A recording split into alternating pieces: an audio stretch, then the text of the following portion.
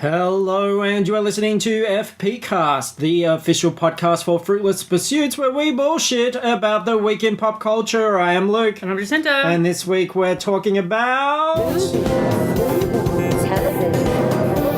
collectibles, video games, comics, board games, and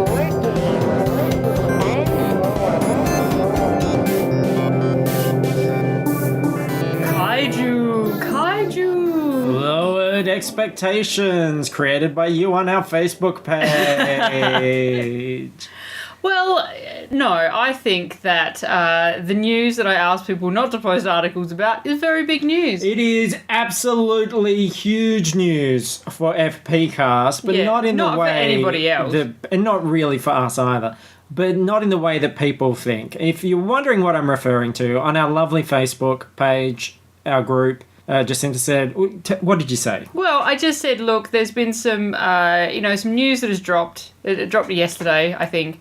That was, something that was dear to our hearts in this podcast, and I didn't necessarily want people to be sharing the article to spoil the kind of surprise, and because we wanted to talk about it on the show. Yeah, you said it was something big for our show, though. Yes. So then I got messages from people, wow, really excited for you guys, what's happening with the show, Well, I mean, they obviously didn't read the thing, because if there's an article about it, then it's fucking not related to our show, is it? Because no one's going to be writing articles about our show. It could have been an announcement that we were joining, some successful podcast network or something, something really exciting. Oh, yeah, because they write articles about that. They do in the podcastnews.com. Okay. Sure, I'm sure that is a thing.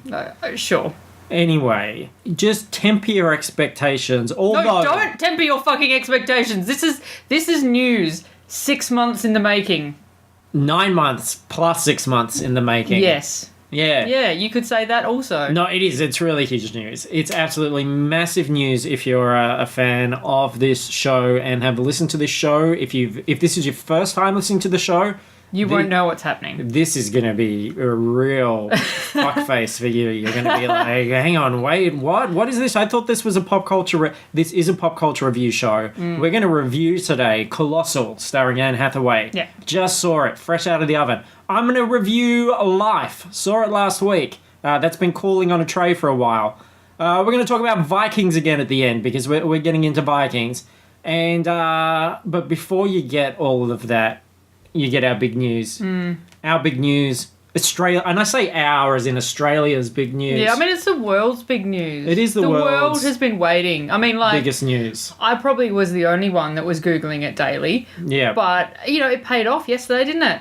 And even recently we talked about how we didn't think it was going to pay off. How it was going to be one of the great unsolved mysteries of our time. And then, bam, I don't know, was it New Idea? Was it Women's Weekly? Who scooped this? Well, I read it on a website that I never ever read, but they tweeted about it. I read it on Mamma Mia. I didn't even know what that is. Oh, it's run by Mia Friedman, I think, and everyone hates her. I don't know. I don't even know who she is. Okay, cool. No, it's a website. It's a kind of a mummy. Yeah. Yeah, a mummy kind of website, and I read it on there. Great. Yeah. But yeah, I think it was from an article in maybe like Harper's Bazaar or something. Yeah. So when that came out, all the websites they read things with their eyes and then they copied it onto their website. So we didn't break this news, obviously. No. But well, we might be breaking it to some of the people who are listening. I still think, yeah. I feel like this is kind of our news as well. It is. Because of the investment we've put into this before. We champion this. It's times like this where I think, are we a podcast or are we an ice creamery? Because we've got a giant scoop here. And tasty scoop. Let's set the scene. Okay. Sam Bloody Worthington. The greatest actor in Australia, probably the world. The world. Yeah. Clearly he was, hailing from Rockingham, not too far from here, sort of like the Mad Max version of Perth. Yep. Here's a guy that has been punching Medusas, being a blue cat. What I look like is big and blue with a tail. Going around. He's been, he's... But and the other thing is, you're a Perth boy like myself. Yeah, exactly. He's one of us. Yeah. He's a local. Local made good. And He's been out there like getting square and, he's been and all sorts of things. doing everything Yeah. he can, clashing with Titans. Now, salvationing a Terminator. Not using correct words there. They don't in Rockingham, though, do they? No, it's just a vague suggestion of language. So, best bloody actor in the world, which we know because he was in Avatar, which was the best movie ever because it made the most money. That's right. He starred in it. You wouldn't put anybody less than the best in the best movie of all time, especially when... What I look like is big and blue with a tail. Exactly. So, you know, Yeah, for sure. this is a god among men. Now, he's with Lara Bingo Bingle, Of Where the Bloody Hell Are You fame. model, spokesperson for all of Australia. So where the bloody hell are you? Oh, good on you, Bingo. On your bingers. So they had a baby a while back, first baby, Yes. and they called it Rocket Zot. Which we were thrilled with, obviously, because it was beyond what we could have expected that they were going to call that kid. I don't know, like Marvel Comics should have just trademarked that straight away. Absolutely. Taken it, you know. We saw pictures of this kid ramming his face with jazz crackers. But they had a second son last Yes. year, sort of towards the end of last year. November-ish, I think. November-ish, yeah. And we were like, well, Rocket Zot, that's a name. What's this new name? And they didn't reveal it. No. And they didn't reveal it because they were all huffy because of the shit they'd been given about calling their first child Rocket Zot.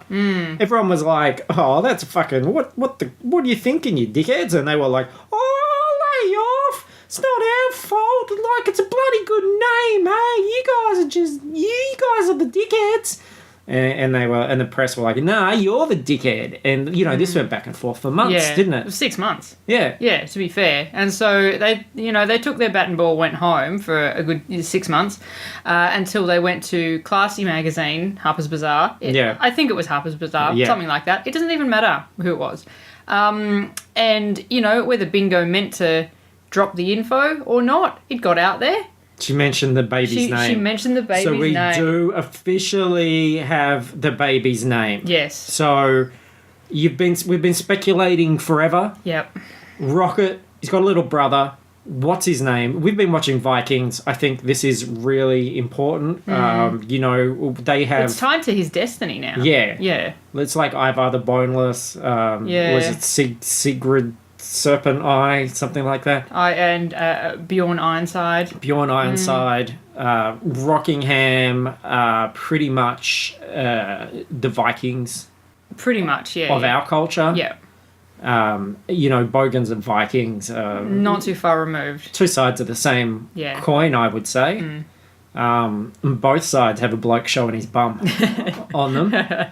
So we've got the name. This is really auspicious. I almost, you know, don't want us to reveal it because once we do, that's such it's the end. It's the cap of this saga that's been going on for a long time on our show. Well, yeah, it will be, but they'll probably have another kid. They need to round out the trilogy. Well, they do. Look, I'm not going to say it. Obviously, you need to do this. Yeah. Well, I found it, so I get to. Oh, say yeah, that. all right. Well, okay. You could have been gracious about that. No, I don't need to be. Okay, well, so that's I mean, fine. the only disappointing thing about the name, no middle name No announced middle name as yet. No, okay, but so I'm there's sure it's a there's no cracker. Zot, but I'm sure it is Might even amazing. be Cracker. Could be. It could be little. Jack's Everyone Cracker. could be Zot. Yeah. Everyone could be middle name Zot. So, the name of the second Worthington baby is Racer. Racer Worthington. Worthington. Rocket and Racer. This sounds Holy shit. like a dude that wanted cats instead. What? This is like the kind of names you would give animals. Oh, yeah. Not children. Okay, yeah. Well, I don't know. Celebrities just like doing weird shit like that, though. I kind of don't mind Racer. Like, I would never, ever call my kid Racer in 1,000 million years. But it's better than Rocket. Do you think it was because he was conceived on speed? Maybe. Or maybe his favourite movie is the Emile Hirsch Speed Racer from Could be. early 2000s. God, Yeah. that movie, eye candy. Just like a whole bunch of candy on the screen Yeah. in front of your eyes. For your eyes. For your eyes. And it's got a monkey in it. And the monkey goes ape shit. And apparently on the set, it squeezed Christina Ricci's boob. Right. Oh, those scally monkeys. I hear that you got friendly with a monkey at one point. Yeah, that's what I heard Yeah. in the tabloid. So Racer, Rocket Racer. What a bloody legend. I know. The next one, it's got to be like Ripper. Ripper. Little bloody Ripper. Ripper. Yeah. Rocket Racer. Ripper. Yeah. Yeah. Super. You're pregnant, you just need to do a Ripper fart, eh? And they're like, oh, Sam, I've got an idea. Yeah. Sam, yeah. The Sam boy. That's his favourite chips too. Well, obviously. Yeah. Yeah. That's why he's just going to get he's going to keep having boy children. Yeah. Chuck them in his chip packet. Go, these are me Sam boys. God, look, why hasn't there been any epic poetry written about the sagas, the legends of the Worthington family? Because people in Rockingham can't write, Luke. In fact, I've been doing some cross-stitch lately. Why don't I do a big roll-out tapestry, like the Bayo tapestry, showing Wertho's history. Okay. When he, punched that fucking Medusa in the face, when he was big and blue with the tail and stuff. I remember that. Just put it all out there and maybe see if an Australian museum will take it and preserve it, because these guys are just bloody icons, legends, demigods here on Earth, and I think we're really lucky to have them. And can you believe that there's going to be more Avatar movies, and that in those movies Wertho will probably be big and blue with the tail and stuff as well. Again. You just thought, lightning doesn't strike twice. How could the same thing happen again? How can you have a better movie than the best movie?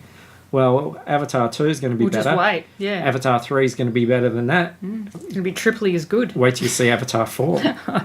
It's going to be just fucking melt in your eyes. You're going to be looking like that that guy in Raiders of the Lost Ark at the end.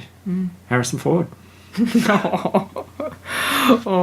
was a trailer that came out this week for a new documentary about Heath Ledger, and obviously Heath Ledger had to die because there can only be one, right? Yeah. There can only be one true Perth hero. So he did have to pass away for Worthington to flourish. But it just made me sad, because why is no one making docos about Wertho? Yeah, where is the Wertho doco? I know. I know he's got a long sort of saga ahead of him, but... I know, he's only just started his journey. But why not the prologue? Let's get that out there. Yeah, get everyone excited about that. Yeah, Wertho, the teen years. Yes. Yeah. Crikey. All right, so that was the exciting news that just seemed to build up on the internet. Now let's talk about some pop culture. And to be honest, it's been a bit of a quiet week. It has, yes. No massive news came out that sort of met the quality of the news about Racer. No. Nothing could, to be fair. And trailer-wise, it's even been very quiet. The only thing we just watched was a trailer for Ingrid Goes West, a new Aubrey Plaza film coming out in August. This was a Red Band trailer. Guess what, guys? She plays a sullen, angry girl. Yeah, she's playing the same thing that she always plays. But I don't know. I think women particularly get shit for that, whereas men have been playing the same shit all the time forever. Clint, you don't hear people go, oh, there's a new Clint Eastwood movie, and oh, he's that guy again. I think with action films and stuff, you do get away with it a bit more. Yeah, I don't know. I think if you're putting Kate Beckinsale in an Underworld movie or whatever, they're not going, oh, she's being an action star again. No, I guess those characters are just ciphers. They don't do anything. I suppose with comedy as well, that's the thing. You go, well, I kind of heard this joke before, which makes it less appealing, which is why. And I guess that has happened to, look at Jim Carrey's decline, where you just sort of go, yeah, I've seen this. I don't need to see it again. And to be fair, there's certainly nothing about Ingrid Goes West that makes you go, God, I got to see this thing. It looks pretty straightforward. She does say cunt in the trailer, though. That's very exciting, I guess. Yeah, Americans it's about the highlight of the trailer. Don't understand the power of that word. They use it in such a nasty way. Yeah. It's so friendly. It is friendly. Yeah. You just got to embrace it. And yeah, so she's basically like an embittered person who's just kind of pissed off at the shallow social media obsessed culture of her friends and their perfect lives that they project, and seems to be going around trying to fuck that up and being a bad girl with a bad attitude for 90 minutes. Yep. Yeah. Yeah. I do like Aubrey, but nothing special there. Although something did make me chuckle, and now I can't remember what it was. So. Oh, at the end, there was like a dude bro guy. And she took a picture of her, and she had like, she was just looking sullen at him. She was blonde though, so she was blonde and sullen instead of dark haired and sullen, true. so she did have some diversity there. I just liked how absurdist that last bit was with him. Like he seemed really in another realm, and that will bring a smile to my face. Mm-hmm. Well, God, it's only 16 minutes in, but should we get to our feature reviews? Sure, because we're probably going to talk about Vikings for about half an hour. Do you think? Yeah, probably. Well, you've seen a lot more since. I've finished. I'm caught up now. I've seen everything. I'm not quite finished, but... Let's talk about Colossal, which is a very interesting beast of a film. I would say it's coming out next week, I believe. I believe so, yeah. And this is a film, sort of indie film, starring Anne Hathaway, Jason Sudeikis, and Dan Stevens popping his I did know he was in it, but I had forgotten. I had so that too. was a bit, oh, hello. Yeah. And this is something that I think is very much in the vein of like a being John Malkovich kind of high concept, bizarre movie, which where the premise is, and if you watch the trailers, you'll see that a giant monster is attacking Korea, in very specific circumstances. It sort of reappears and disappears at a certain time of day, and you see in the trailers that Anne Hathaway is playing this sort of train wreck of a woman who's got problems with alcohol, begins to realize that if she's in a certain location at a certain time, it will appear and mimic whatever she does. So she's basically puppeteering this monster, and that's all the trailer kind of gives away. And something I really liked about this movie is the second half of it and the kind of extra ripples to this, and what it's ultimately about isn't shown in the trailer. So that was all fresh and new. So I really like that aspect. And I really liked the film. I have a feeling you didn't like it as much as I did.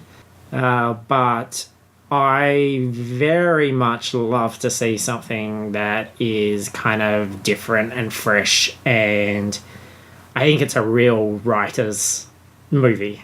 I love those concepts that not formulaic and unlike anything we've seen before, and I think it actually unravels and manages to explore that concept in an interesting way true to the end. Like, I think it all fits together. I wasn't disappointed by how it wrapped up. How did you go? Yeah, I was a bit disappointed, actually. I really liked the concept, and I had enjoyed the trailer, and I was really looking forward to this one. And unfortunately, I was a little bit bored by it. I don't know that it had... I mean, I don't really know what I was expecting. I wasn't really expecting a monster movie at all. And that's not what it was, so that was fine. But it just, I don't know, it kind of lacked momentum. I found myself kind of drifting off every so often. And yeah, like, it was fine. Like, I would not recommend nobody go and see it or anything like that. I'd just say it just wasn't really for me. I'm not sure what the ultimate statement the movie was making was, what message it was really trying to get across. I was just, okay, it was fine, but it just didn't thrill me the way that I thought it was going to. It's a relationship movie. It's certainly not a monster movie. It gets quite dark. It gets darker than I probably anticipated. Yeah, I think I was also kind of not struggling, but the genre, it kind of starts off quite funny, and it's like, oh yeah, it's a comedy, and then, oh, hang on, is it a black comedy? Oh, maybe is it kind of like a bit of a thriller? Like, what? It just kept jumping around for me, I think. For me, it definitely... John Malkovich is the one that I would draw the most comparison to, because I think that got quite dark and was really a relationship thing, and the fantasy thing was kind of a vehicle to explore these other issues. So I think it really is about that relationship between the main characters and it's sort of a manifestation of the problems and the personalities. And I think it's actually one of those films that would probably, like, I don't think it's fast or funny enough to be, infinitely rewatchable. But I do feel like it's one of those things. Like if I was talking about it on a show like ScarJo A Go-Go, for example, where if you looked at it and pulled it apart, you would go, oh, this is really interesting. Like, what is happening here? I do think there's a lot in it. I think it's that sort of movie you could sit down and write an essay about. But that doesn't always mean it's going to be the most entertaining journey for people. And I think certainly at the beginning, it takes a little, like, you're waiting for that premise to really kick in, and you want to find out what the game is. Like, what's the core of this film? What's the point of it? And it takes its time getting there, but I think that, again, I think this is a writer's film. I think it needs to normalize everything at the beginning. I think, like, if you jump into fantasy and focus on the fantasy too quickly, then it's a fantasy film. And I think you really needed to draw out what the normality of the situation was. And I think there are times, you talk about it maybe not holding attention. I think there are times where it becomes very focused on the people, and it almost sort of leaves that monster concept behind a bit, and you're kind of like you said, well, what is this? Where are we going with this? But I think those scenes ultimately turn out to be important, because when it sort of ties up and you see how it comes together, I like that. And I think, just like Malkovich, the why that this thing happens isn't important. And I don't even think they do sort of explain it a bit as to why it happened, but I just don't even think that's what it's about. And I like those movies that go, this is a really great idea, and we don't need to take on the burden of justifying it or explaining it. We're just going to really investigate it and see what happens. And I love that kind of premise. The other thing I really liked, and I feel like whenever we review more than one film, that I draw sort of parallels or find things that kind of connect to things that I guess I'm thinking about that week. But I think that something about it which is really innovative, kind of pure filmmaking, which is about, storytelling in a way that only film can do. And what I mean by that is, you're basically, for a lot of the action sequences, filming a disheveled Anne Hathaway in a suburban park.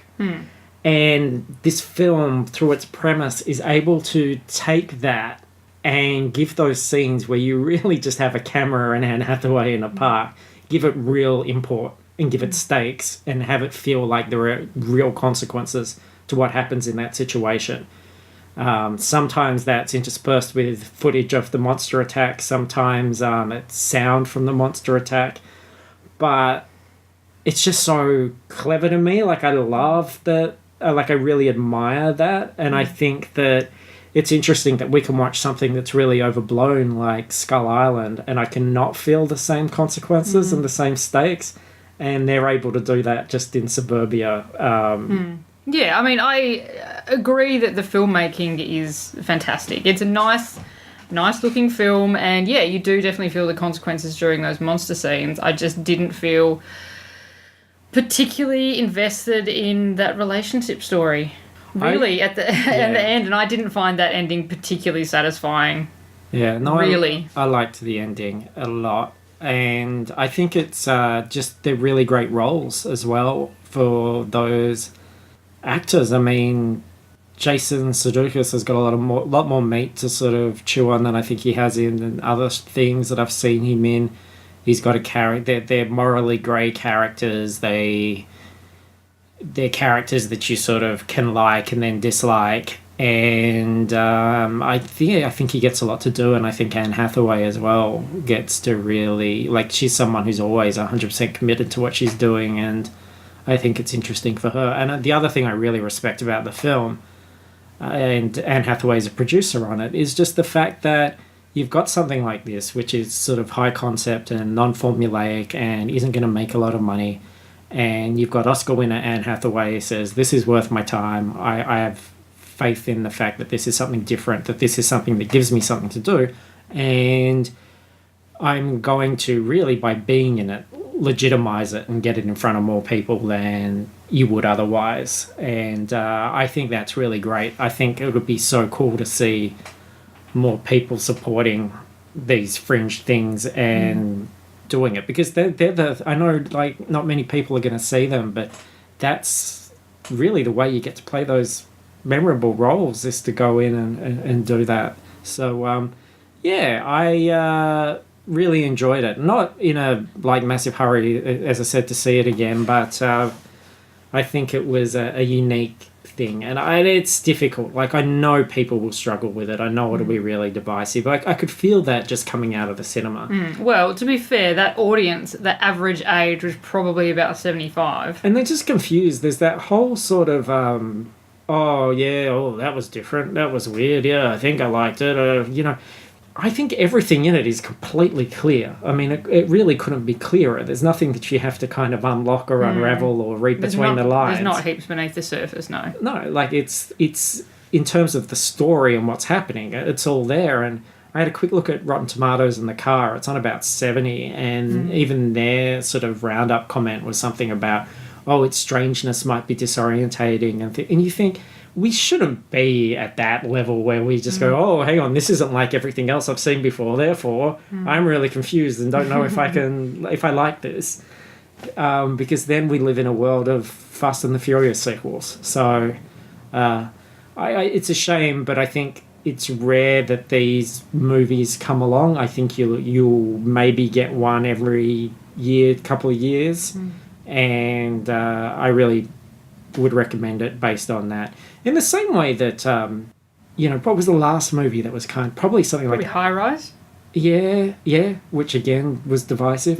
Something like Anomalisa, which I never saw that. Yeah, I didn't love, but the more I've thought about it, the more I go, fuck, that was a clever movie. And like, it had a lot to say, and it was really sort of innovative and audacious and different. And even though it's quite small scale, I mean, literally, they're little puppets, but again, did something with storytelling that I think only film can kind of do, and it had that sort of fantasy premise which took something pretty domestic and relatable and then heightened it in order to get its point across in an interesting way. So, yeah, you've heard both things. You're going to know yourself listening whether it's you're somebody who's going to really just wants to go into the cinema and be entertained, and enjoy, and whether this is going to work for you or not, or whether you're going to drift but at any rate, I think it's something that if you catch it on Netflix or something like that, check it out. It's really different and interesting. Yeah, I wouldn't. It won't be at cinemas. Yeah, I wouldn't not recommend going to see it, but I would.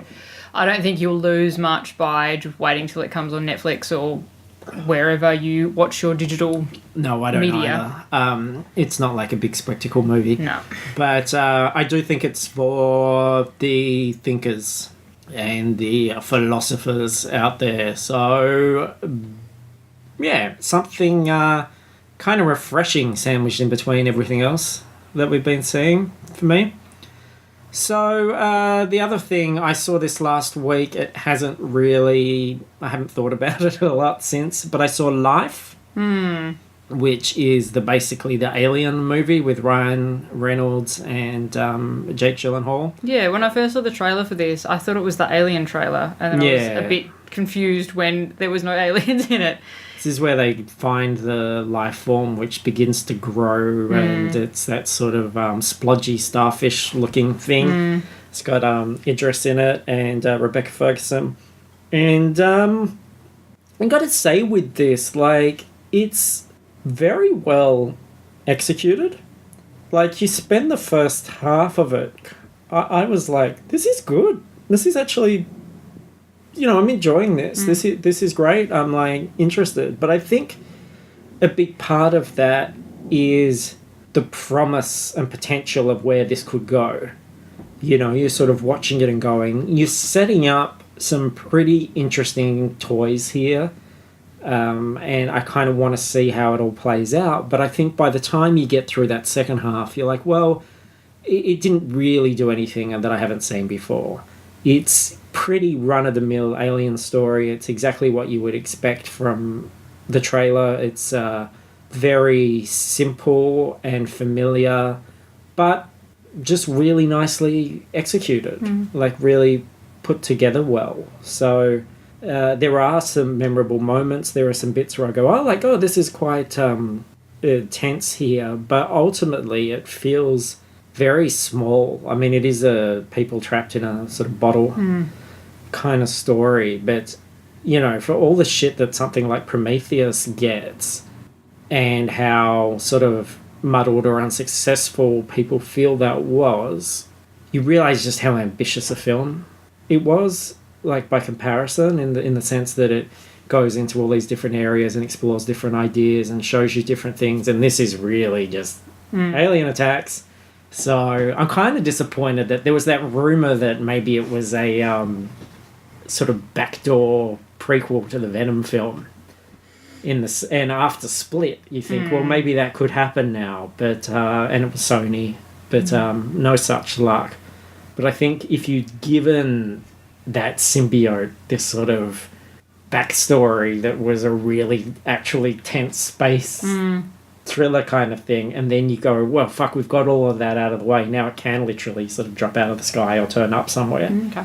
It would have been good, but it didn't do that, unfortunately. But yeah, not bad.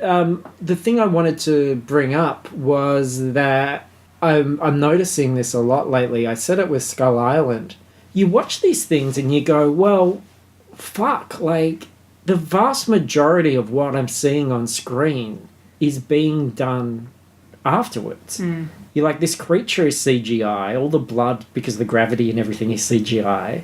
And then you start to look at it and you think it's all in this, like, one small set. And you go, yeah, you've got Ryan Reynolds and Idris and Jake and stuff, but they could have shot this in, like, 2 weeks. I mean, what were they doing, really? They were just roaming around this spaceship, opening and closing doors. Everything else was added afterwards. And I felt that when we saw Skull Island. There was this point where you go, they don't really interact with anything. It's just they got them down onto the island, they filmed them walking around and looking at things that weren't there, and then all the work happened afterwards.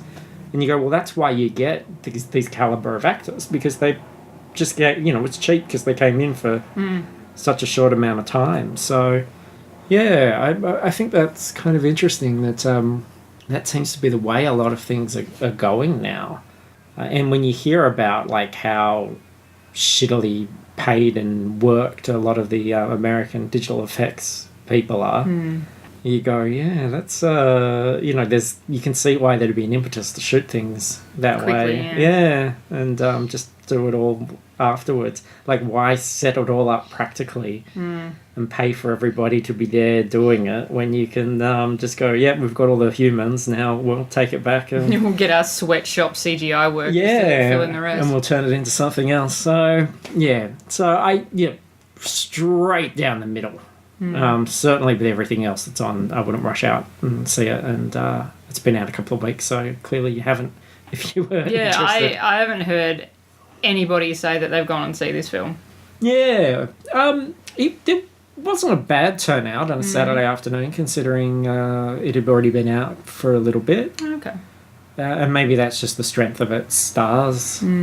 But, and people, I guess, just wanting something like that. But we got the trailer for Alien beforehand, and it just feels like, well, I'd rather be watching that instead. I mean, that's going to be bigger scope, bigger scale, and it's advancing a mythology that we're already sort of invested in. I like the creature in Life, but he sort of grows and evolves a little bit as it goes, but I don't feel like he entered into a state which kind of changed the game. I think he just became bigger, stronger versions. I was hoping that it had something extra up its sleeve, that you would see this new version that hadn't been in the trailers or anything, and that was going to really change your perception. But never happens. So, yeah. That was Life. Life. All right. Look, this is a shorty, unless we now talk about Vikings for a long time. Oh, no. Well, we can talk about... we don't really have a lot of diversity content this week. But I can recommend a couple of shows that I watch very regularly. First one is I think both of these, if you are in Australia, you'll be able to find either on the television, if you watch the television, on SBS3 or on SBS On Demand. The first one is on Sunday afternoons at Sunday evenings about 6:30. It's called Versus Arashi. And it's basically a game show. It's a Japanese game show. And the hosts are a boy band, so you can see why I like it. They're a boy band that have been around for about 10 years as a band, and they've also had this show for quite a while. Or maybe the show's been around for 10 years, they've been around for longer. Anyway, it doesn't matter. Maybe they're all 10 years old. No, they're much older than that. And they get in, so they're a team on the game show, and they get in another team to compete against them, and they're usually from other TV shows or movies or whatever, but it's a group of people who are related somehow through their work. I think the last time I saw it was a group of comedians or something. And they get in and they do these very fun, quite physical games, and they're not like those really overly crazy Japanese game shows where they have to you seen the one where they walk around and have to bite things and work out what thing in the room is chocolate? No. They'll be they'll have a room. I can imagine. They'll have a room set up and they'll be they just have to, everything is made to look real, and there's the guy will bite the doorknob and, oh, it's chocolate. Yeah, anyway, it's not like that. That sounds good. What's that show? I'm not sure of the name of it. I want to watch that show. But there is. Is it called The Chocolate Room? If that was just the one premise, I would watch that. Choco Room. Choco Room. No, I don't know, to be honest. No, they do the crazy 10-pin bowling, and then dual curling, and it's curling in the Olympic Games with the broom and the puck, and they do that, and then rolling coin tower, and then they have to put coins on this thing, and yes, it's a lot of fun, and if you watch it for a period of time, you get you sort of physically ill. No. You kind of get invested in it because it's one of those game shows where you watch the things that they're doing and you're like, I could do that. Yeah. I could do that better than them. And when people fuck it up, you're like, man, I could do better than them. But in reality, you probably wouldn't. If you got an opportunity to do these games, where you're climbing up a rock wall and stuff, you'd probably be really shit at it. But it's fun to dream. So. I'm sorry, that all sounds okay. But the Chocolate Room is the one that sounds amazing to me. I would like to host the Australian version, and I would like to wear a purple Willy Wonka top hat. And be like, welcome to my Choco Room. Okay. Choco Room. Oh, that sounds great. Yeah. I have no idea what it's called, though. But Versus Arashi is on TV, and you can watch it whenever you want. Do they have themed rooms? You go in and it's like Mr. Grey's Red Room, but some of the dildos are made out of chocolate and you have to put them all in your mouth to find out? Probably not. Okay. Yeah. Just an idea. Yeah, the other one is a Chinese show that has a pretty big cult following here. It's on every night at about 5:30, I think, on SBS3 again. It's called If You Are the One. And this is a show I've been watching for years and I absolutely love it. It's a Chinese dating show where there's 24 women on these little podium kind of things, and they've got a buzzer in front of them, and they can turn their lights off on their little podium if they are not interested in the candidate. And so the dude will walk out and he picks his favourite girl. Okay, he's got this little pad thing and he secretly picks his favourite girl, and then they'll do first impression, and the ladies have the opportunity to turn their lights off. Basically, they think he's ugly or too young or too old or whatever. And then they'll show some videos of what he's like, what his day-to-day life is like, what his family and all this other stuff is like. And basically, if for any reason they don't like him, they turn their lights off. And these women are savage. They have no reason to be nice to this guy, really. Yeah. And so if they're like, oh, why did you turn your light off? And you're just like, no, he's too fat. And you're like, oh, shit, that's very blunt. It's not even oh, well, he's not really my type or whatever. It's he's just really too big for me. Fat guy. Yeah, pretty much. And they're just and it'll be like, oh, what's your job? And there was one girl, I saw an episode the other day. It's usually once you've turned your light off, that's it. You're done. You're out of the game. And there was one girl that once she found out that the guy was an engineer, she's like, can I turn my light back on? And they're like, well, fuck, there's no precedent for this. No one's ever asked to turn their light back on. And they're like, well, I guess just this once, but it's never happening again. Because she's just like, yeah, I think I'd quite like to marry an engineer. And that was the whole basis of her going, yeah, I'll go with this guy. I think she did in the end. They leave. If the guy manages to get a date, then they get a cruise on the Aegean Sea. So they're stuck on a boat together for however long. And they get a pair of shoes. Oh, that's cool. Yeah. Yeah, so it's a funny show based entirely on the fact that these women are so mean. And it's always funny when you get to know the things that they're probably not going to like. So if in one of his videos he says something bad and you just hear this boom, boom, boom, boom, boom, boom, boom, boom, boom, of all the lights going off, it is my favourite thing. I've heard a lot about this show Yeah. and have not actually seen it, so this sounds good. This sounds right up my alley. This is the kind of thing that... It's a lot of fun, and the host is pretty funny as well. but no, it's going to be subtitles though, isn't it? Yes, it will have So I subtitles. can't do my craft work. Just while... learn fucking Mandarin, I'm going to have you to learn lazy Mandarin. brick. I know. I've been very lazy about learning Mandarin. Yeah, I'm 40 years old and never did it. I know. Never learned Mandarin. Ridiculous. I know. Crazy. What a prick. What a racer. Cyst. So, yes, I didn't watch anything particularly. I did start Marco Polo. That's got a pretty diverse cast. Yeah. And fucking Benedict Wong in that as Kublai Khan. Holy crap. What a monster. He's amazing. It shows you how, like, fucking wasted he is, like, faffing around with cumber pants in Doctor Strange. But, yeah. And that was really, to bring it full circle segue to our Vikings, was really me just wanting a historical fix because I finished Vikings. I finished season 4, all 20 episodes, and was feeling very much like kind of want more historical violence and boobs. Mm-hmm. I want to see the boobs and blood of the past. Yeah, because Game of Thrones has been pushed back like 3 months or whatever, so... Needed more snow. Yeah. So, yeah. What are we doing here? Were we going to have spoiler talks? Yeah, we'll do Fuck Yeah Vikings, so We'll do Fuck Yeah Vikings. Yeah, All right, yeah. so we're going to talk some stuff about Vikings that will contain spoilers. So if you don't want to be spoiled on old show, then you can leave now. Thank you very much for listening. You can go to fruitlesspursuits.com to find out what we're doing. Episodes of Book Was Better are on there, and links to our Facebook group that we were talking about before, where you can be crushingly disappointed, like Jacinta set everyone up for earlier. And also links to our iTunes, rate, review, Patreon, all that good stuff.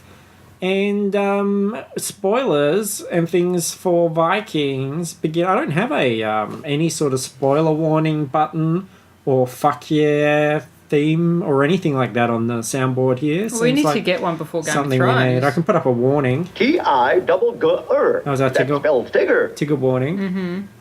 But yeah, spoilers start now. Vikings. Vikings. Now, you haven't watched the second half of season 4. No, I went... Which is a pain for me because there's all sorts of interesting things I want to talk about from that, which you haven't done. Yeah, I went from halfway through season 1 to halfway through season 4 in about 6 days. So at the moment, I'm a little bit Vikinged out. I did it quicker. That's cool. Congratulations. Would you like a medal? I would like a horned drinking horn. Okay, cool. That's a horn with extra horns on it. Okay, cool. I quite like... Season 1 was all right. I'd watched the first couple, wasn't that interested, and then kept going, and it got better. I quite liked season 2 when they had King... Egbert? No, he's later on. Jarl Borg. Oh, and he yeah, had that yeah. little effeminate son who kind of got angry a bit later on. And they did the cut his back open and put his lungs on his shoulders. The and Blood all that sort of Eagle. shit. Blood Eagle. Bloody great, wasn't it? The Yeah. Blood Eagle. What happened to the Blood Eagle? How did that go out of fashion? I was a bit like, okay, look, I know that this is a pretend show, but like you would pass out long before your lungs were out of your body. You would, but not if you were a Viking. Yeah, but I don't know, like It's the History Channel. They've researched this shit. but they don't have like, eyewitness accounts of how blood eagles go down, do they? Like, they just know how they were executed, not how people reacted to them. Because, like, honestly, if you've got your lungs pulled out of your body, like, you're not going to be still like, oh, I'm still a bit alive. No, you're fucking dead, mate. I don't know. They've done the research. You're having a gut reaction. There are some things I've had a bit of a gutful with this show, but I will push on. I did like season 2. I thought the end of that season was very, very satisfying, where they all kind of, you thought some of the characters were had turned against Ragnar and were on Hjalborg's side, but then it turns out that fuck you, Hjalborg, everyone was always on Ragnar's side, and that was pretty cool. The show's quite circular. Like, it's a constant thing of revenge, betrayal, revenge, very similar sort of power struggles. But like Game of Thrones, people will get taken out when you're not expecting it. There's lots of character clearinghouse times. I love that it follows a rather lengthy period of time. You will see people being born who will later be adults. Like, it is a big saga, and I begin to get invested in the next generation and really where we're going with the future of Vikings. Season 5 is the children. It's about them and their shenanigans.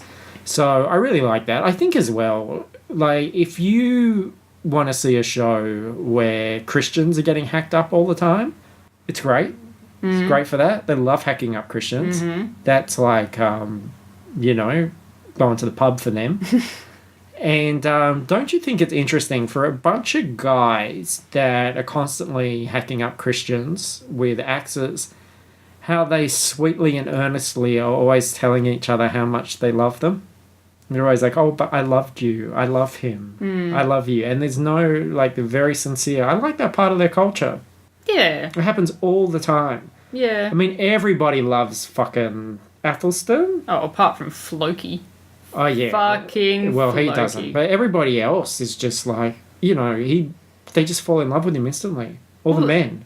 Well, yeah, and that was very confusing to me in season 1, because he brings Athelstan back as a slave. Yeah. And then he's like, oh, mate, I'm just off down the pub. Can you look after my kids for like 3 months? And he's like, but why? Like, well, he trusted him. He's like, what the fuck is to stop me killing your children? Like, I'm not here by my choice. Because he's a man of God. He was a good man. And they could see that. He's just like this beautiful little cherub, and they're like, oh, I want Athelstan to sit next to me. And the king's like, no, Athelstan's going to sit next to me. No, you can't have him. I saw him first. He's going to come here, Athelstan. And they're like pinching his cheeks and giving him ginger nuts. And, yeah. I also liked Athelstan. He was my favourite for most of it. And I think he had a great journey. Like, his journey in the show was the most interesting by far. I think quite a few of the characters get to have a strong journey. I think Lagertha's journey is... You notice we're being like a little cautious about just straight out spoilers. Because I want people who haven't seen it to maybe check it out. Well, hopefully. I mean, we did say there was going to be spoilers, so hopefully if they're going to be listening to this, then... But they might go, well, I don't give a fuck about spoilers. I'm never going to watch the thing. And then they're listening and they're going, oh my God, like, these people talk so beautifully and eloquently about this show that I think maybe I will watch it. After all. But I think certainly Lagertha, like where she ends up compared to where she was, and even where she's going to continue to go beyond what you've seen, I think she's got a good arc, and an arc that kind of makes sense. And the fact that they have invested so much in that character and their journey, I think is really interesting. I think Ragnar, I can't even remember the main character's name. Ragnar has a good arc as well, actually. I think that he grows a lot. And it's funny because there are moments where characters are sort of facing death, and which, sometimes happens, sometimes doesn't happen. But they kind of flash back through their lives a bit, and that you see snippets of stuff. And it really feels like a life to me, where you sort of go... oh shit, like, remember that when they were all happy family on the farm, and like there was so much has happened since then, and they didn't know that they were going to lose children, or that this was going to happen, or that was going to, it really is a big story. And by the end of it, everybody's just so covered in like scars, both literal and metaphorical. Yeah, well, I mean, it's the same as Game of Thrones. Like, if you Yeah. flash back to that first episode with the Starks in Winterfell, it's like a completely different show. Yeah, and you think, like, what's happened since then. I think, I think still... I think I mentioned last week that one of my issues was that everything feels a bit mean, and I have got over that a little bit, but, like... Most of the time when Ragnar is going into battle, I am hoping he loses. Because I fucking hate Ragnar. Yeah. I cannot stand him. And I know that we're not... Like, he's not supposed to be the mega hero or anything like that. We're not really supposed to like him. But, you know, like, later on in the thing, I'm just like, man, I hope Rollo fucks Ragnar up. Real bad. But I like that sort of complexity of the characters that... Especially because at the beginning you think these are very simple people, and as you sort of learn more about their culture and their rules, it's far more complicated than that. And I think it is interesting to have these people who you kind of like at times and you kind of side with and understand, but then also do these really reprehensible things. But I think what saves them from being completely irredeemable is you understand that it's a unique point of view. Like, they 100% believe in what they're doing. And when somebody goes against that code or doesn't follow those beliefs, there are real consequences. So even though we go, oh, fuck, what are they doing, especially at the beginning, there's something sort of earnest and honest about them being like that. So even with the Blood Eagle, which is this like horrible death, there's this real sense of ceremony about it and this kind of honor about it and ritual about it. It's not just this cruel thing done behind the shed with people sort of laughing and getting off on it. Even when they do the most horrible thing to someone, they have to have done something to really warrant bad, it. yeah. And two, it's a very somber ritual. And so it's kind of interesting. Unsettling. Oh, yeah. Like, I don't mind all of that stuff, but there's something about Ragnar. Like, I don't like his... Like, there's a lot of, like, just mannerisms that he has that just really irritates me. He has that bogan grin, like a mean and he's got this, like... He's like a flicky thing with his eyes that just kind of almost seems like he's not, like, paying attention to anyone that he's kind of speaking to or dealing with, and that really fucking pisses me off. And later on, when he's got, like, the shaved head and his beard's sort of shorter at the sides and longer at the front, literally all I can think about is cutting off his fucking beard because it is annoying me that much. I have never been more... This is going to be spoilery, so turn your ears off if you... I mean, we said it was going to be spoilers. I've never been more disappointed at a moment in a TV show than season 3, when they were like, oh, Ragnar's really sick, he's dead, oh, he's in the coffin, shit, we'll give him a Christian mass. Then they're like, oh, wait, no, Ragnar's still alive and he's gonna fucking kill all you Christians. And I didn't even enjoy that scene because I was like, fuck, I thought I had finally gotten rid of him and Rollo was gonna fucking take over everything. And it was just destroying. I don't like Ragnar at all. I like Lagertha. I'm getting... I was pretty neutral on Rollo for about 3 seasons. And he's alright now. Do you think Ragnar's in season 5? Season 5? The one that's will be coming out next? Oh, I hope not, but probably. Honestly. I would watch the next 10 episodes. I will. I'm going to have a break because I am a bit over it. Like, I got to the end of what is on Netflix at the moment. I got to the last episode last night and I was like, I don't want to watch this, but I will, just so it's done. And I think there's a real refreshing of interest that happens at that point, though, because as you come back, you've jumped ahead and you're with the older children, and everything really reshuffles. Yeah, I don't know. I think, and there was that little storyline that I think did put a bit of a bad taste in my mouth. It kind of pissed me off a bit when they had the slave that they'd brought back from Paris, the Chinese girl. And suddenly Ragnar's like, oh, you're exotic and alluring. Let's like hang out and stuff. And he's like, I'm going to tell you my problems. And she's like, I'm going to heal you. I'm going to heal you in the head. I'm going to make you feel better. And then she gives him some drugs. And then she goes with him to Paris or whatever. And then he drowns her in a lake.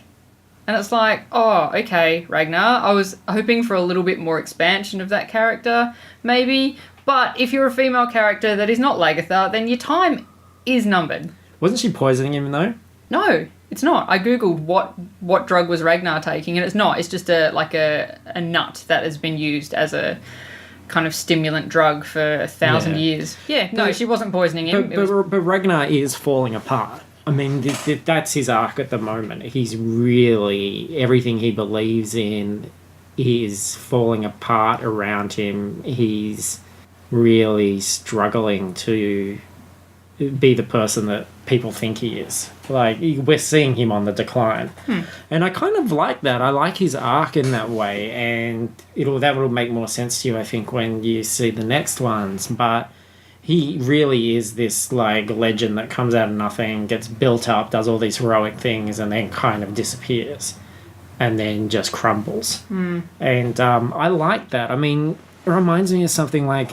again, you haven't seen this, but Breaking Bad, like Walter White's like rise and fall. And I think especially in a historical thing, to see a character's rise and fall is really interesting. Yeah, I think my issue was not so much about Ragnar's involvement in that. It was more that the character was used to further Ragnar's story and then was completely disposable. Yeah. At the end of that, she was only in it for about 2 episodes as an actual character, and I think that in some ways the show does hide behind Lagertha when it's coming to its, how it deals with female characters, because they go, well, we've got Lagertha, like she's got a great story and she's very powerful and all that sort of stuff, but a lot of those secondary female characters are just, like, they're just discarded so easily. Like, poor Siggy. Yeah. Like, Siggy just was like, she was on thin ice, literally. And she just disappeared, and that's... That's the time period, though, as well, isn't it? Like, it's the same with sort of Game of Thrones, when if you sit back and you think about these characters, you think, well, fuck, like, what a miserable thing, but... Yeah, but anyone can die in Game of Thrones. In this, it seems to not be the case. Yeah, I don't know. I feel like there was some, like, starting this series, there was some characters I thought, well, I'm pretty sure these guys are going to be around in season 4. Game of Thrones is the same. Like, we already, like, Tyrion, Jon, Daenerys. I'm never expecting any of those to go. Well, but after the point of, Ned dying, that's the point where you're like, oh, shit, anything could happen. But then once the story settles in more and you kind of thinking about the end game and where things are probably going, then certain characters are probably safe, but up until that kind of clicks into place, then it was a free-for-all. Anyone could have died. I think Vikings definitely has a degree of that, though. And it probably is hypocritical for me to go, well, Vikings are shitty to the supporting women cast, when Game of Thrones is exactly the same. But then I'm more invested in those Game of Thrones characters, and I care more about them. These, I would struggle if you said, what's your favourite character in Vikings? And I go, I don't really have one. Well, it's a very similar thing of the power that the women have is the ability to either unite factions through marriage and to provide heirs. I mean, that's the same in Game of Thrones. Like, that's how they use their powers, and... that's where that sort of struggle comes in for them. You've got a lot of cool warrior women, though, with... Yeah, but they don't have names. Vikings. And they're background characters, so it's not like they're Have you met, like, Astrid yet? I don't... no, I met that one that Bjorn was... with, and then she, like, her face got cut, and then so she just left. And I was like, well, okay, that wasn't super interesting. I think where I'm at this moment is I'm kind of worried that they're almost trying to mimic a Cersei type character with Ragnar's, like the boy's mother. She was in the last episode I watched, she was very smirky on the throne with a goblet kind of thing, and I'm just like, oh, can we not? Like, do we... Okay, we have a Cersei, that's fine. We don't need to be copying her. I think that's unwarranted, knowing what happens in the next 10. Okay. Yeah. Yeah. Yeah, I like that second 10. Yeah. Look, it's got to be better than that first 10, because that first half of season 4 is not great, save from a couple of scenes. Because you've got a lot of new characters to sort of think about. Ivar really takes a front seat. And well, he's got to take a seat, doesn't he? He does. And you've got a sort of clearing of characters and a changing of the status quo, basically, because... And I think some of that's like very practical in the sense that you're going into season 5, you know, it's going to be this sort of different thing, and it's the next part of the saga, and it's focused on the children, and it's like, well, who do we keep around? Like, it's everything sort of changed, and it does kind of wipe the slate clean in a way to allow for a more uncharted season 5, which could go into places, you know, that. I think it wraps up a lot of baggage and settles some old feuds and clears some people out of it, and frees up these new guys to take control. And you're sort of like watching these new guys and thinking, well, you know, who really stands out here? Who is someone that has the presence and the character to really take this forward, particularly in the absence of other characters? And I think Ivar's probably got that to a degree. He's an interesting character. He reminded me, this is going to be a reference which is only going to be available to a few people, but there's a wonderful character in Geek Love called Artie, who's the turtle boy, who's like the sort of this is the old fairground chickens biting the heads off people biting the heads off chickens in a pit. Definition of geek, nothing to do with modern day geeks, and he was the evil turtle boy, and you see sort of echoes of that character in pop culture, because it's one of those things that people have wanted to turn, like Tim Burton particularly.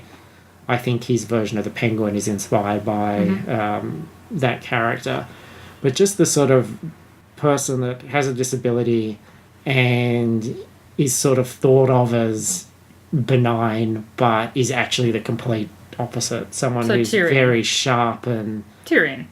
No, because Tyrion's not driven by ambition or cruelty. I'm talking about someone who's really sharp and manipulative and dangerous. And, like, Tyrion's quite impotent in a way. He's not chasing trouble. He wants to sit and drink and be out of it. Whereas this is someone who's could change the world. Someone who's very like sharp and dangerous and manipulative, and it was a real threat. Somebody that you just think, oh fuck, he could destroy everything. So I think that's interesting. I'm curious to see where they would take that. So it certainly left me at a point where I'm like, yes, more please. I need to know what happens next. Yeah, I googled to see what was happening with season 5, and there was a trailer. I didn't watch the trailer, but I saw the preview image for the trailer, so I at least know one character who is still alive. But yeah, look, the Get Down came out this weekend. I'm going to be prioritising that far more over Vikings. Maybe in a couple of weeks we'll have a wrap-up of the rest of the season. But I'm not in a hurry to keep going. I think I overdosed a little bit. And yeah, I can leave Kattegat for a little while, I think. Yeah. And I think if anyone out there has watched it all and seen what I've seen, you'll be like, oh, you're missing some good stuff.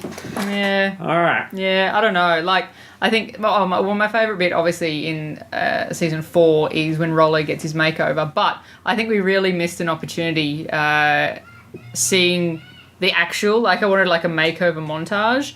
And to see him, in the tub being scrubbed, like that scene in Beauty and the Beast, where they throw him in the water and they're scrubbing him all over and shampooing his hair. And yeah, I just think that's a real missed opportunity. They cleaned him up. They put him in some dapper duds. He's a fancy Rollo now, and I think that's pretty cool. I thought he looked terrible because his hair was fluffy, but then I put him in some armour and I was like, oh, the sun has shone through the clouds. Here you are, my Rollo. He was playing like a sort of Tarzan character when he Oh, was he trying was. to communicate. He's like fucking like George of the with Jungle, being it was like, suddenly oh. so different. That's one of those really. I can't remember if I talked about this last time, but it's one of those really interesting filmmaking problems, and I don't know if they've got an elegant solution. But you're watching the Vikings, and they're our point of view character, and so they're talking English because we need to understand what they're saying. And then you go to the English people, and they're talking English because we need to understand. But then the two of them meet, and it's like, but they can't understand each other. So I think they do it fairly well. Like they'll put subtitles. They'll choose. switch They'll it up, choose a don't side. they? They choose a yeah. point of view and go, Yeah, and then they'll well, put subtitles. we're to going the to see other this side. through their language, Yeah. and then the other people talk a foreign language. But sometimes it's reversed. And if they're switching, they'll do subtitles for a couple of sentences, and then they'll switch them back into English because that's who you're Yeah. kind of seeing it. I don't through, know yeah. if it's like an elegant. I think it's economic, but I don't know how elegant it is because it's so not a part of the show, is it? I mean, it's a device that suddenly gets used to go, well, we kind of just have to do this. Like, you're either going to be watching all of this half of the culture scenes in subtitles, or you're going to just have to accept that we're going to switch back and forth depending on whose point of view it is. But, sometimes it feels like a character, you realise, hang on, they're now speaking their language and they seem far more eloquent than they would be as someone who has just learned this. Because suddenly a character will go, well, I have learned some of your language and I believe that, blah, blah, blah, blah, blah, and you go, oh, hang on, they're talking Viking talk now, but their cadence and everything doesn't change because it's the English king and he still talks like an English king, but he's like, now I'm actually talking in the Viking language. And yes, and there's the bit where, like when Rollo learns Frankish, and it's like suddenly one day he can just speak it. Bang! Comes in, he's like, actually, no, I like- speak your language now. This is me. I'm not particularly eloquent in it, but I do all right. I know some, pretty second level words like eloquent. Yeah. He's got a lot of a pretty big vocabulary, and I was like, look, I'm going to let that go. Yeah, again, it's one of those things. It's this device that they have to employ in order to keep it moving, but at the same time, it's always such a challenge. I'm always so aware of it when it comes in. Speaking of being aware of things, because I did go to his Clive Standon's panel on the Saturday at Oz Comic Con, he was talking about all this stuff, which I had no idea about, and he was talking about doing a scene where he was up on a tower. Oh, yes. It's very clear when you see it. It's very clear, and he was talking about like how they were trying to work out how to do it and how he was going to best sort of hit the water without hurting himself too much. And he said, well, you just kind of have to go, do you try bum first to break the water? And it was so obvious in that shot. I went, oh, that's the shot, because he's like sticking his bum out to hit the water and it's first. shot from above, because what he was saying, normally if you're jumping off a tower into water, they will break the surface of the water with bubbles. Yep. But because the camera was going to be above, you couldn't do that. Yeah. You see that little wince of pain, don't you? Oh, he was doing it for real. It's good. Yeah. Like knowing that and then seeing his face. Very, very clear. Yeah, and speaking of Clive Standon, here's my new BFF. I'd been tweeting about Vikings, and he favorited one of my tweets that I hadn't tagged him in. I hadn't hashtagged Vikings or anything, so he's obviously Googling himself. Which is great too, because you referred to Rollo as a turd. Yeah, I said Rollo was a turd, but Ragnar was a turd disguised as a hero, and that was far worse. Obviously, he agrees with me. Yeah, both turds. I like that. That's a great world we live in, where you can call somebody, like an actor, a turd, and they go, yep, I hear you. Yep. It's pretty good. All right, I think that's our show. We actually got there. We filled some stuff. We did. So I've already done all the thank yous and stuff, so we just get the fuck out. Yeah. So, Bye. bite your bum. There won't be another camera.